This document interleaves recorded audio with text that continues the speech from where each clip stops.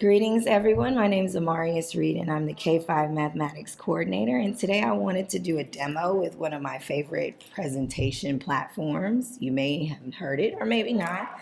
It's called Desmos. Now, Desmos is usually a secondary platform for mathematics where we utilize it for geometry or algebraic functions, and it's a very interactive platform similar to like Nearpod where teachers can monitor what students are doing or presenters could monitor in this case what their participants are doing real time, and it can be done in a virtual space or face to face. The engagement options, you have a couple there, so it doesn't have to just be in a virtual setting that you use Desmos to present with or use in the classroom. It can be when you have people right in front of you. It's just a very interactive platform. So I wanted to walk you through getting there as well as walking you through one of my presentations that I've set up. So first you want to go to teacher.desmos.com. And when you get there, it will prompt you. In my case, it has me signed in. But if I sign out, this is actually the screen that you will see. And there's an option here to create an account. You can create an account using your Google account for APS. And so I'm going to go ahead and just sign in with Google, and you would put in your APS information with Google, and then it will populate this beautiful welcome page. And as I said, it's kind of odd when you get here because you're thinking, now this is a presentation platform where I can use this with elementary students, and it's glaring that it's showing you 6 to 8 math curriculum things around the secondary space. But this is a free platform that you can use to build activities. So no, you probably wouldn't come in here in the elementary space and pick out their activities because it would not be for you. But you can use their platform and customize activities and build them yourself. So here's the custom activities tab, and as you can see, I've been busy building activities within the Desmos platform. So as I stated, I wanted to show you a presentation that I've already created and walk you through some of the really cool features in Desmos.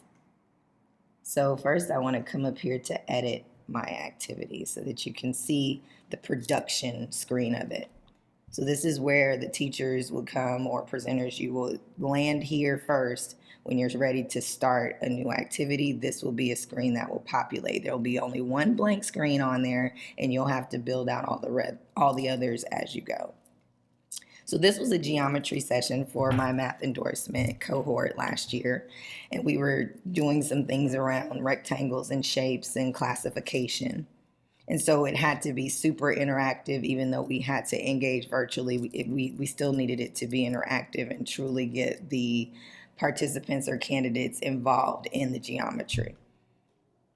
So you can usually add a title slide, but when you populate the slide, you'll definitely want to title it. So here, we were doing an activity called Tricky Shapes, and I noted where they could find that in their books, their textbooks that they had.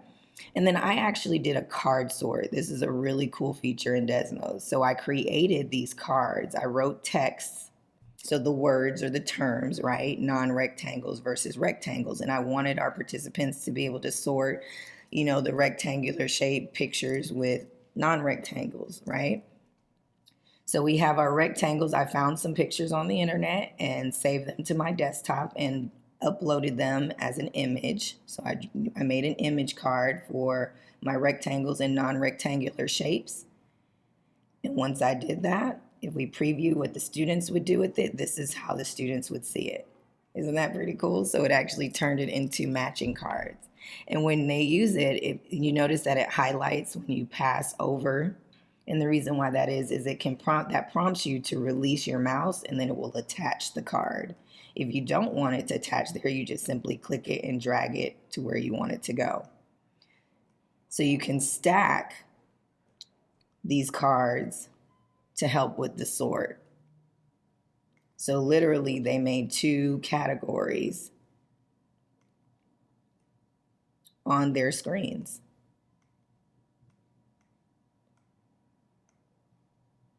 And that's how they can manipulate it on the student end.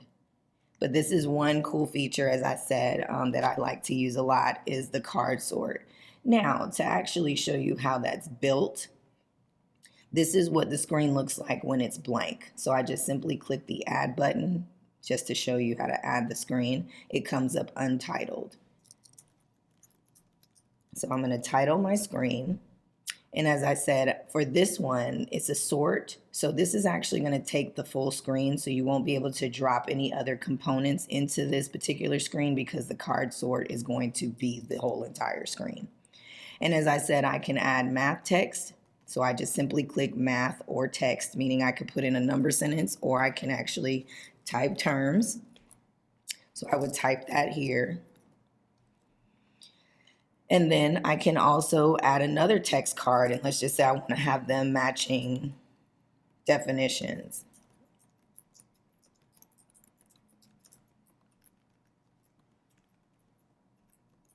Okay, so answers to an addition problem. That would be the definition, the term is sum. So I can either set up a sort that way, or like I said, I can put in a term or a math equation or number sentence. So let's just say I want to do fractions. I may want to type in the fraction on the text card and maybe drop an image, a pictorial representation of 1/4. And then maybe do some decimals as on a text card and then have some pictures for them to match up to. So this is really easy. Like I said, the tedious part, unfortunately, it doesn't have the functionality like we have on PowerPoint where we can simply cut and paste images into it. You do have to actually either save your images or put them on your desktop and then upload them or drag them onto the image card. So that's this pretty cool sort activity. And then you can easily delete your screens, just like that. Another great feature of Desmos is the fact that you can put many components to allow your participants or students to truly engage with you in the content. So on this particular screen, I wanted them to explain their sort. So how did you sort those shapes? And I wanted you to put it in the text box. So I actually made the text box, put it on here, put the question there so that the students can actually respond to it in their text answer box. So I'll show you what the preview is for students. So it looks like it's a lot when it's in the teacher view, right? Because we had to put the picture of the rectangle here, and then we actually had to put a note to give the question or instruction to the student, and then we also had to provide them a space to type into. And the reason why this text box is so important is, as you may see, I can toggle whether I want the answers to be displayed for the other participants to see or other students to see. So let's just say I have this question and I want this to be a really collaborative experience in my professional development or in my classroom. I want the students to see each other's responses so we can react to those things. But if it's more of a, what's your opinion on something and it's more of a personal question, I may toggle that off so that I am the only one seeing it. So I'm going to keep that checked. And then I want to preview what it will look like for the students. So this is my image component. This is the image I wanted to snip and put on the screen. This is the note. So this is the direction. These are the directions or the question that I want the student to respond to. So that's the note component and how it looks on the screen. And then this is that text box that you saw where I toggled it and it says share with class is the button. So how did you sort? I looked at the angles and the shape. Okay, and then I click share with class, and it will allow your participants to edit their responses. And then the other students' responses will show up below yours. So it will populate in real time, and I will show you that feature toward the end as well. Now, how did I get these components on this screen, you may be asking? So let me show you. Once again, we always want to title our screens. So I'll title this Component Demo to show you how to drop your components into the screen. So I did have a note. I did have a text input box so the students can respond. And I also had media. This is the component you want to select when you want to drop a picture. You can add as many components as you like that the screen will allow, but we don't want to crowd your screen similar to PowerPoint. We don't want to overwhelm our participants with what's on one screen. So don't overcrowd it. and make sure that you're always previewing to see how the students will view it. So I would drag my image here. Let's just say, I actually want my image to be on this side. And then I want my instructions to go above my text box. So you can rearrange your components on the screen by simply clicking on the 3 bars and moving and dragging. You can even name this specific component if you're wanting to use it again in a different Desmos presentation. So this is how you would add components. Now, if you would like to take them away, you would click on these 3 ellipses and click delete component. And it will take it off the screen for you. So this is just a quick way to drop components in and then customize them how you need to. So now I want to exit that screen and delete it. This is another way to build your screens out. So once again, this time I have my text box up here and I have dropped a note or an image, actually the media. I dropped a media component here because I wanted to incorporate this diagram and have them analyze this picture. Once again, if I click preview, I can see how the screen will present to the students. And they have this space here where they can submit their response. And maybe this particular one I don't want to share with the class because this is a checkpoint in my presentation. I want to check for understanding. So I don't want them to see the others, I just want to see it. So maybe I can make some grouping moves here, or even with my participants in a PL, do a breakout, determine breakouts based on a response here. So I may not want to show the class the response once I type it. I can copy and paste slides that I like. So if I really want this and duplicate it within the same presentation, and I just may want to change the questioning around this same image, I can just copy this screen and paste it within my lineup up there and it will populate. And once again, as I said, if I wanted to move my components around, maybe I wanted the picture to be at the top instead of at the bottom, I can rearrange that. So it's very customizable. And here's some others that have some colorful pictures that we use. And it actually is really cool as well. You can drop links into a Desmos presentation. So you simply would use your note feature. The note feature is allowing the teacher to drop any instructions or questions, as noted before. And it also can be used to drop in any YouTube links. Now, it won't populate automatically. It will be presented as the link and students can just click it and then it will take them to wherever it's linked to. Awesome. So as you see there, that was a YouTube video for Sage's journey for tangrams. And then I even built in some questions that I want them to answer after they looked at that video. Here's another screen where I've also inserted another link, provided some questions using the note that I want them to consider as they're watching. Now, some may say, oh, well, after they answer these questions, what if you want them to actually respond? Well, I can always put in the text input once again, and this is a component. I can drag it over, and now when I preview, I can actually capture what the students are thinking around or the participants are thinking around these questions. So what I would encourage you to do is definitely play around with these 6 features up here. These are the basics. You really won't be using math input as much, but if you wanted to also make, a multiple choice question, you can add that here. You can add an image for that multiple choice question within that component. You can also just type out the question and put in the different choices.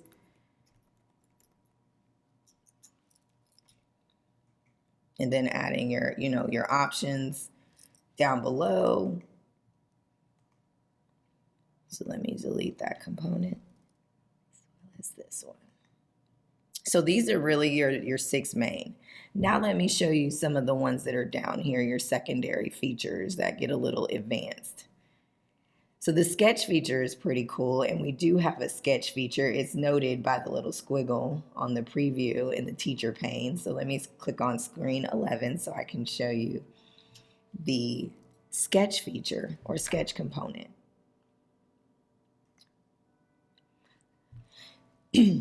So here, I actually embedded an image, and you can see that the students can either click on the pencil and they can just make marks, they can squiggle. You can actually toggle here where they create set lines, similar to what we would see in our other platforms. So now if I'm determined to make a straight line, because this is the only way I could anyway, is with the help of this program, is actually select this particular option. Now let's just say you do want them to draw over something or note, annotate on a diagram or a picture. They can actually make a text box or actually type text.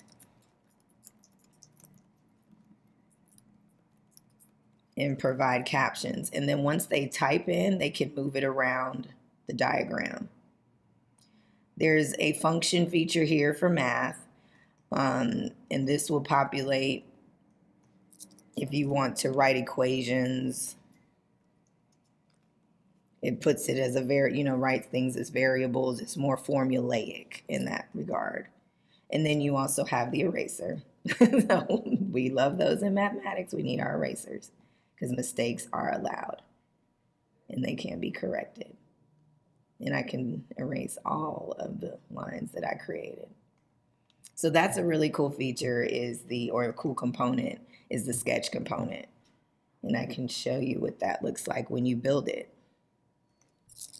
So for my sketch demo slide, I'm going to drag this component into the window.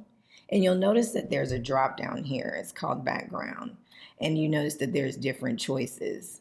We have the editable graph, which I rarely use because, as I said, we usually use that for our mathy things. But I would choose either a custom image that I can either upload, which you saw on the previous screen. I uploaded that image of that artwork of the geometric shapes. Or I can just leave it blank. And once you do that, then you just preview it, and then it will show you what the screen will look like. And as I said, the students can draw, they can type into it, and they have the function to erase or pre-populated straight lines. And then if they click the X, it will just delete, or they can click undo. Now, the other cool thing about the sketch component is it's not in the full screen options. So that's a plus. So that means you can drag other components with the sketch demo. So for this, if I wanted to provide very scripted instructions on what I want them to either type or draw or note, I can put that in my note component. Remember, the note component is for you to provide instruction to your participants in a typed format. Okay, remember, you can't do snips, you can't, load images in the note. You can only type text or cut and paste text into the note component. So this is what you would use to provide instruction on your screen. And usually the other go-to is an image to make it look jazzy, right? We want to be visually engaging. So you may also want to add another picture onto the screen or just customize the background on the sketch component, which is what I would recommend so that it doesn't crowd your screen so much. And with the note, let me see, annotate the picture with ... So that would be my instruction to the student. And then I may want them to actually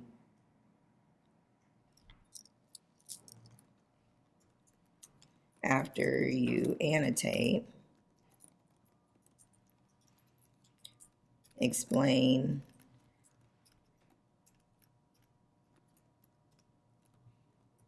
your work. Okay, something to that effect. So now, and I want to put this underneath the instructions, not on top. Let me see if I can move my text box down, okay? Now let me preview to see what that would look like. So now I have my instructions here, annotate the picture with whatever. I may have a custom image here that's the background that they may annotate on, or it can even be, I've snipped portions of workbook pages or sheets to have them actually script in there. Yes, so you can do that on pages. And then after you annotate, explain your work. So I can actually have them type out now the explanation of what they did. So this is just another way to use the sketch demo. So all in all, with these components, it's something you can get onto Desmos and just play with. As I tell people all the time when it comes to the technology pieces on platforms like this, go in and play. You can't break it, right? So when you're ready to delete the screen, once again, you click delete. And then these are just some other screens that were created. Here I inserted a table for this component, another note page where I provided instructions, and this is actually a multiple choice kind of thing where they have, I want them to create these following, using these pieces, create a shape. And then this is where they actually can record. So I'll show this student preview. So now they see they have this and they can click into the box and actually type out their answers. So maybe they made a square.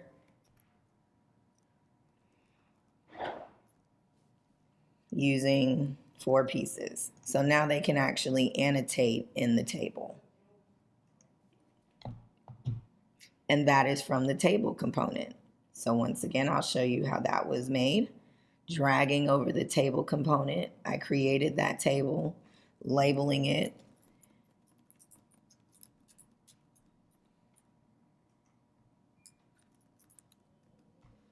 And then I just, leave these. And every time you click on the next row, it will just populate that row.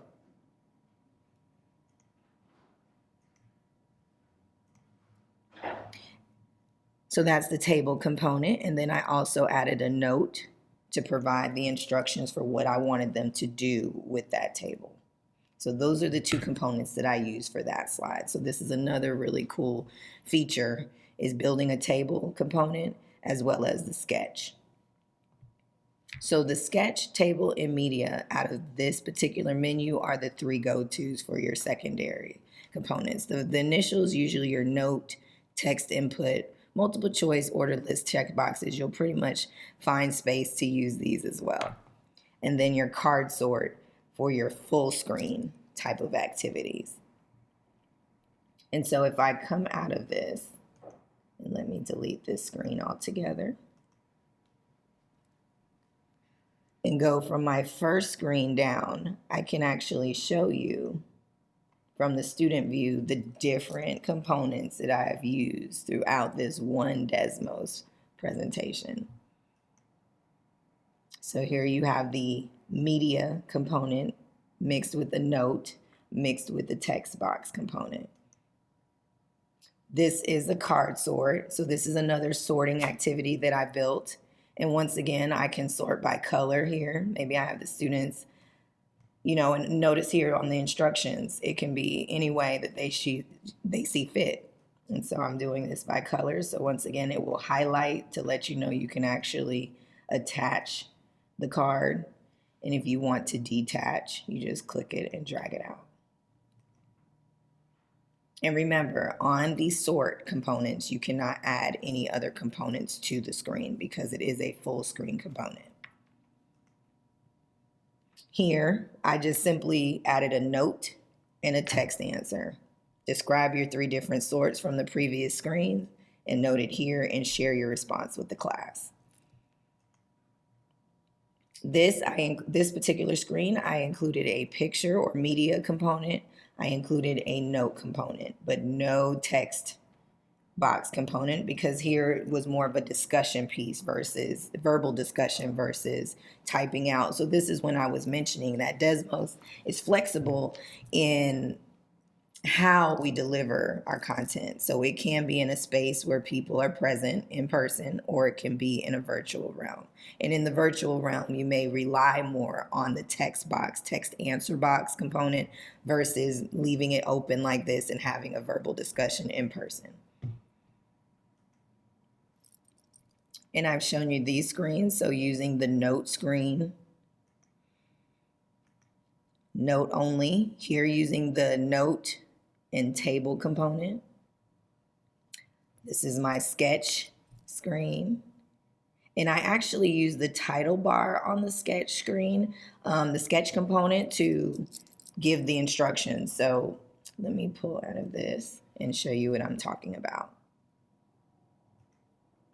So here, you can actually use this title bar to actually type instructions. So don't feel like you have to always drag over the note. If I don't want all of these pieces on the screen once again, I have the option to actually put my instructions as the title for the screen. And then I drug over my sketch component, and then they were able to just engage from there.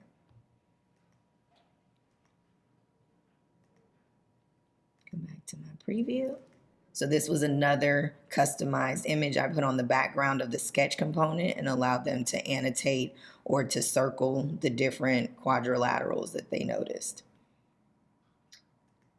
And if they want to change their font colors for their squiggles, they can. It's not a great selection, but it has the basics, right? And it can even bold the line or make it less bold. So this is the building aspect of Desmos. So this is what you would do. These are the moves you would make to create your presentation. Once it's created and you have all your screens, or some people call them slides because we're so entrenched in PowerPoint, you want to make sure that you title your session, which you did at the beginning. So it's going to prompt you to title your session before you even start the creation process. There will be a descriptor box that I can even show you. So let me pull that up on what you would see when it's time to create. So you would actually click New Activity, and you would name your activity right on the onset.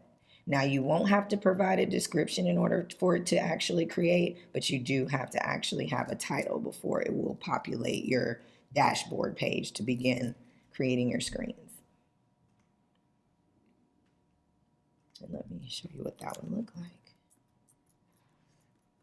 Demo. Okay, and I want the platform to populate a link once I finish that anyone can view. I don't want it to just be private for me and my team to see, or just me. Okay, I want anyone who wants to engage to be able to see it. And then I create new activity, and here it is. So you see the similar screen here. It's just mine has been built out. This is what it looks like in its beginning stages. There's my title there, and now I'm starting at square one. And when I'm ready to add a screen, it allows me to do that. If I don't need it, I can just exit out of it. Now, once it's also built, you want to come here to Teacher Tips. And this little cool feature here allows you to put your notes in. Any teacher moves or facilitator moves that you want to make sure you highlight for yourself. This is kind of your note to self. And then any sample responses that you want to kind of anticipate as a presenter, and any supports that will be needed. Maybe it's a link that you need to make sure you drop, or make sure that you have a certain feature on Zoom activated. This is your note to self, tips for teachers. And once you have completed your presentation, put in all your notes, then you are ready to publish. And once you publish, people will now be able to access your presentation when you share the link, and it will populate the screens on the main dashboard page.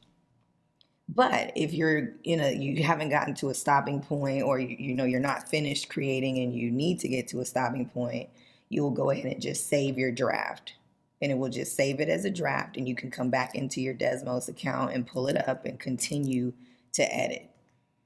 And what that would look like,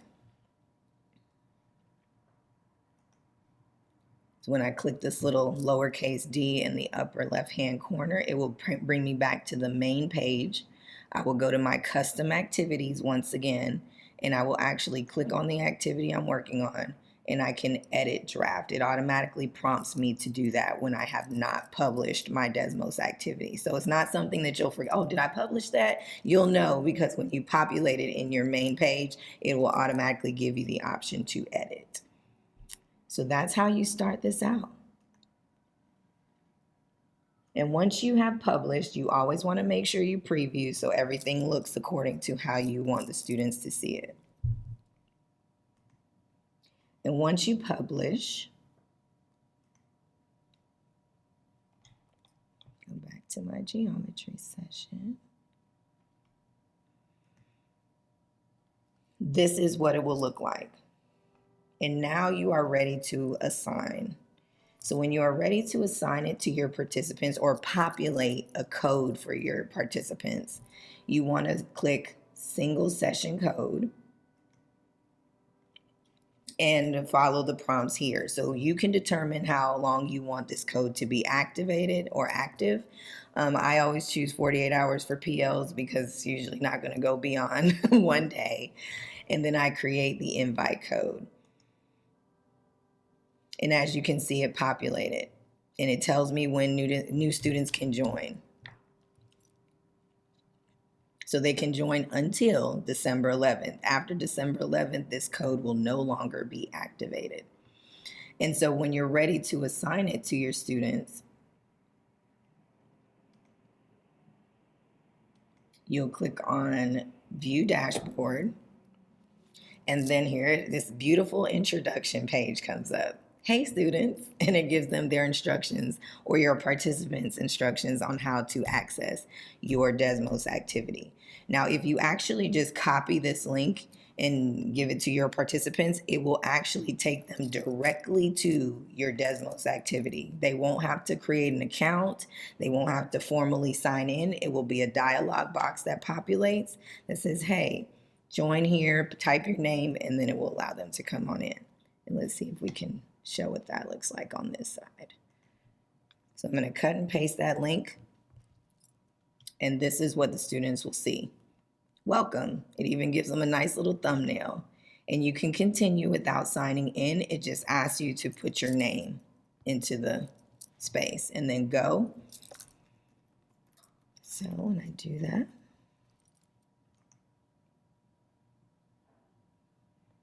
it takes me straight to screen 1. It's not going to populate a dashboard. The students will see strictly the screens. So when you do your preview, that's the preview. They will actually see just that. There's no other bells and whistles to distract them. So it'll take them directly to the very first screen. So what happens when you get to participants who are very eager to get going, right? You have these beautiful delivery features. So now this is the back end of Desmos. So now that we've talked about the building phase or how you actually create your Desmos activity, now we want to look at what does it look like when you're showing it to students. And these are your options for that. So as you notice, when I entered into this activity, it populated my name. And then now I'm in the teacher view, in the summary. So I can actually see as students join, it will populate a list on this left-hand side on all the students who have joined. It will be real time. So as you notice, when I signed in, I'm on screen 1 here as a student, and it shows me at screen 1 here. And if I hover over the little person or the little emoji here, it actually tells the name of the student as well.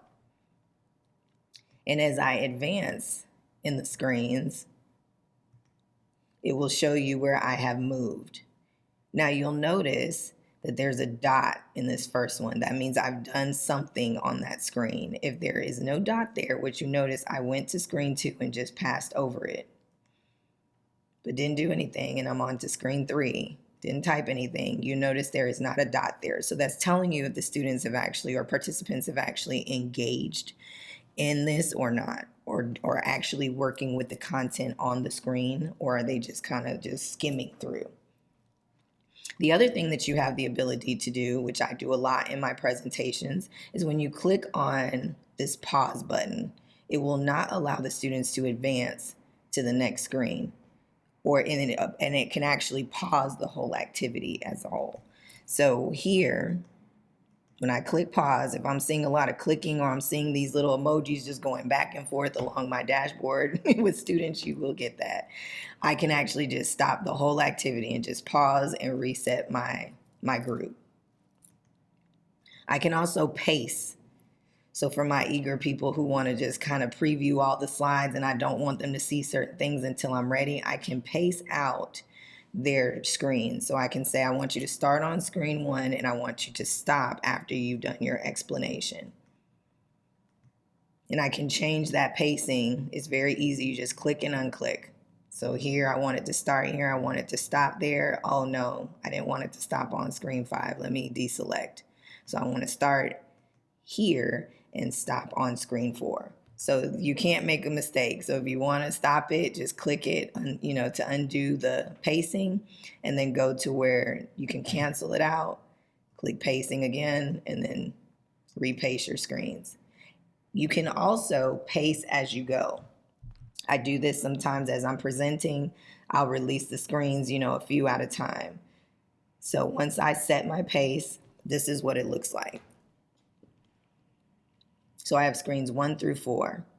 I have the students working there. They cannot go beyond that. So here I'm on screen 3, screen 4, and notice now, wait for your teacher to allow access to this screen. So it grays out the next button for screen 5 because it is not within my pacing. So now that I've had this discussion with my PL participants on tricky shapes and they went through all of their responses, and I don't know if you noticed, but they populate live right here in the dashboard. So as I click on the screen now in my teacher view, notice that I toggle right here, the teacher view. This is my summary view where I can see who's in my activity and where they are. When I actually now want to engage with my participants and really see what they're doing, you want to make sure you're in the teacher mode. And here I can look at the responses. So as I'm actually moving these cards in screen 1, and I can take you there as a student, as I'm moving these cards,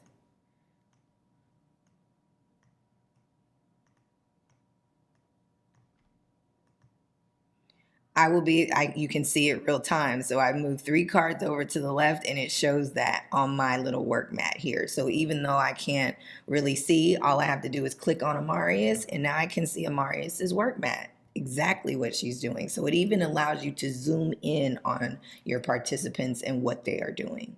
So even in a situation with the sort where we think, well, they're sorting, how can you tell that they're getting it and they're just not moving cards around? I can actually click on their work mat and see exactly how they are moving their cards and sorting.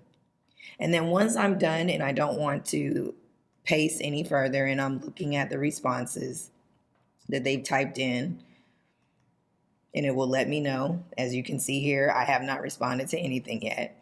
Then I can increase my pace out and I can do it 1 screen at a time. I can do it a couple screens at a time if I would like. I can edit. Here, when I click edit, it'll allow me to bring it back, restrict to screen 7, and then I can continue my pacing from there. And so just to show you, once again, it grayed out. Now I can't go back. Now I would recommend if you're using Desmos in a professional development space, I would not turn your pacing off in the reverse to allow participants, if they want to review something you may have said or mentioned or they've seen in a previous screen, they can go back and do so.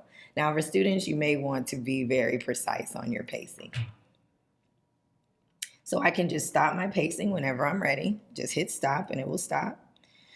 And then I can also have this feature here, which is, I'm not even going to try this word, but anonymize. I think that's how it's said, anonymize. Get tongue twisted with that. You can anonymize your participants. So when I go back to my summary, I'm no longer Amarius. I'm Carla Cotright, and your anonymous identity is a famous or well-known mathematician, which is really cool. I thought that was neat.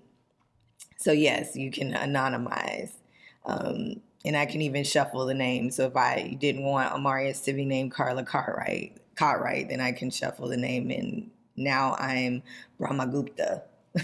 So you have some features here and I can even hide the student. So maybe I want to only focus on a certain group of participants. I can actually hide the other participants. And when I don't want that, I can just click off that button and then unhide, and I'm back to Amarius. So the summary, once again, the summary window is for you to see a snapshot of the whole group.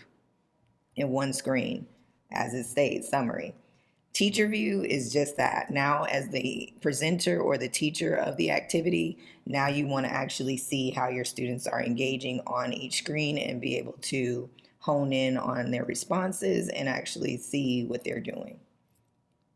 And then I can always come back to student preview, because maybe someone said, hey, Miss Reed, for some reason, your link or whatnot isn't working, or I can't see the text box. I can go into student preview to make sure, maybe I forgot to drag the component and I wrote an instruction to actually type out your response, so then I can make that change.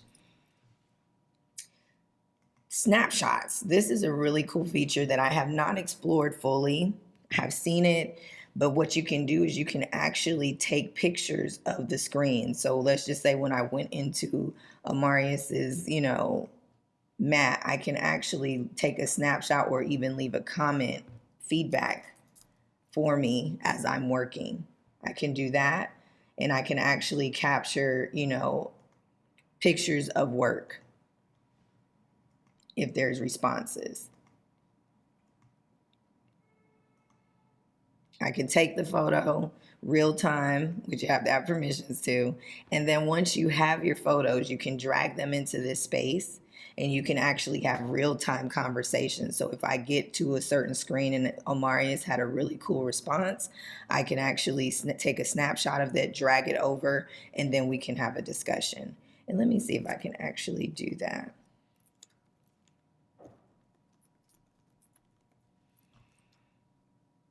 Share with class as a student. And I see that it was cool. So when I actually toggle my name, I can present this particular response as a picture or present it to the class. So now the class will be able to actually see this particular question. And I may be able to add something like, why? How would you change this response? I can save the album. Done. And I can even, once again, send feedback.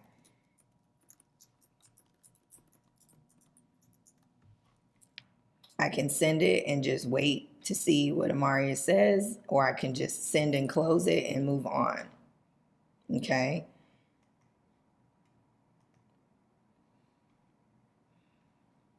And then once again, as I said, it will populate here. And now it showed I had a chat message.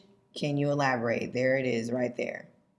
So now I can actually improve my answer and move on. So you can give real-time feedback without disturbing the whole group or feeling like we got to come off mute, everybody stop. So now you can actually leave real-time feedback on the screens.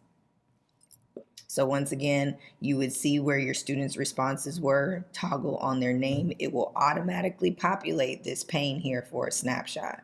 And I can present the snapshot, or I can just save it and say I want to deal with, I'll put this in another activity, or we'll deal with this later and do it in another space. And that's your snapshot. And then it even banks them for you. So here's my snapshot that I saved, and it kept it here. I can make it full screen or not, and I can delete. And we're back to square one. So going back to that nice fancy custom activities dashboard. Now this part, as you can see, that's the tedious part with Desmos, is once you click out of your activity, it is going to bring you back to the main page, and then you have to go back through to get to your custom activities dashboard and select the activity you're working on. So as I said, you have your active session now. Now you can actually view your dashboard. You have assigned the single session coder. It would not populate a dashboard. So if you do not come here and do single session code, you will not be able to, this will not populate. You won't have a dashboard to see with all your students and all of that good stuff. I also like the fact that you have your student preview screens here. So it gives you all your screens in one shot. So you can kind of scan to make sure nothing was left out. You have everything that you need before you present. The other really cool piece to this is the teacher guide. I can actually print that. And there's even some more things on it. We're not done yet. So I can print this teacher guide. I can actually place the session code on here. It gives me a wonderful checklist to make sure as a presenter I have everything that I need within my Desmos activity. Okay, did I complete the activity using the student preview? And the reason why that's the first checkbox, because that is essential. Because we've all been there where we think everything's great. We were meticulous in building it out, and maybe there was that one link that didn't work that we that we thought we tried, maybe we didn't. But yeah, so that's why that's the first thing, is you really want to make sure you're going through the student preview and completing the activity as a student to make sure you have all the components on the screens that are needed.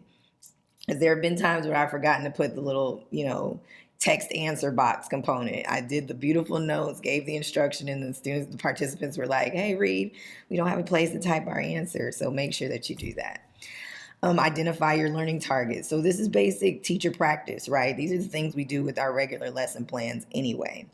Determine the screens where you'll bring the class together. So where are those screens that we're going to talk about as a whole? Where are those screens where you're wanting them to engage individually or in partners? Note those things.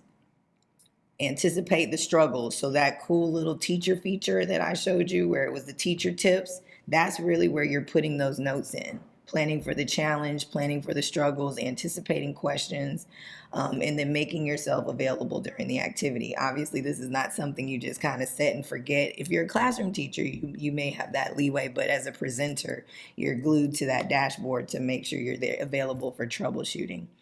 And then writing out a summary of your activity's main ideas, which is essentially here, your learning targets. What is it that you want your participants to come away with after they have engaged in your Desmos activity? And here, this is where it gets messy for me as far as I like to annotate quite a bit. So on this particular page of the teacher guide, I actually draw out my pacing. I may say, okay, I really am going to put a square around screens 1 through 3. So it prompts me to pace those out and not allow the students to go beyond screen 3 for whatever reason. And then I'll either put a +1 to let me know I'll just keep adding the pacing on screen by screen, or I may put +2 to advance, pace out the next 3 screens or 2 screens. So this is a great place to mark it up. Just really go crazy. Mark up your screens so that it really helps you as a presenter cue where you're pacing, when you're stopping, when you're going to pause the activity, and all of that. But wait, there's more. We have the My Notes section. So you can actually write notes as we do for our PowerPoint slides. We can write out notes for each of our screens on what questions we want to ask, what we want to make sure the students or the participants get from that particular screen. So you can actually take notes on all of your screens. And this is even something that if you're engaging in an in-person PL, I would print this portion of it and provide copies. So similar to what you would do with PowerPoint, giving the slides ahead of time and allowing them to have that annotation opportunity with each slide. So you can do that as well on Desmos. And then at the end, you have your notes and your summary notes. So do you need to duplicate this activity and change out some slides based on how well your participants, received your content? As a coach, when you present it to this particular team, do we need to go and revisit some concepts here, some standards, dive deeper into the pedagogy with manipulatives on this? So these are your notes, your summary notes from the activity and what you saw. And then this menu here with the ellipses, you can have people collaborate on your Desmos activity. So if you are you're partnering with someone to deliver a PD and you want to share the activity for them to be able to drop some screens in or drop some things into the screens that, they see fit, you can actually share the activity with others to either look at, vet, but here, manage editors. So I can actually add editors, but they have very specific instruction on that.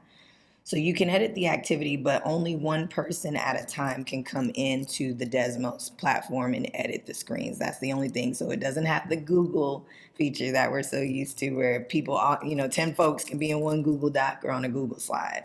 Unfortunately, with Desmos, one person can edit at a time. and it will always denote who the owner is. And the other thing that it will also tell you on the screen is what capabilities your activity, what is it compatible with. So in this case, based on the components that I use on my screens, my activity is compatible with laptop users as well as tablet users. But if you're on your mobile device, you unfortunately will not be able to engage in some of the features. It's not saying that people with mobile devices couldn't access the code and get into your activity. It's just certain screens based on the mobile capabilities, they won't be able to functioning. You won't be able to actually engage on some screens.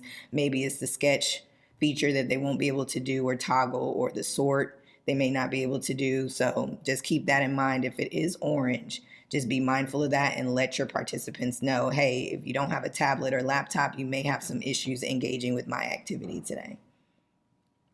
But this is Desmos in a nutshell, and I love this platform. It's not new. It's just it has never been presented in this space. It's usually for our secondary math peeps who are doing graphing functions and algebraic things in geometry activities in that 6 through 12 space. But as I said, I've picked it apart, and now I've made it work for me when I'm trying to present for teachers, coaches, administrators. This is a great engaging platform. It's something different than Nearpod and Pear Deck. It has, all of them have their own bells and whistles, but I really love Desmos for the real time that you can capture and actually engage with participants throughout your presentation. So I hope you enjoy it, and email me with your reviews on Desmos so we know how well it's working in APS.